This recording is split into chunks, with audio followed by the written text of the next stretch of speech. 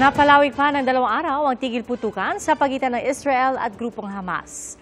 Sa unang 4 na araw ng humanitarian pause, halos 70 bihag na ang napalaya. Kapalit yan ng 150 bilanggong Palestino. 9 na bata at 2 inang Israeli naman ang pinakawalan din nitong Lunes.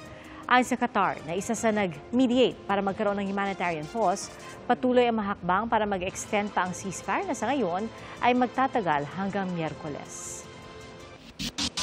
Mga kapuso, sama-sama tayong maging saksi. Mag-subscribe sa GMA Integrated News sa YouTube. Para sa mga kapuso abroad, samahan niyo kami sa GMA Pinoy TV at sa www.gmanews.tv.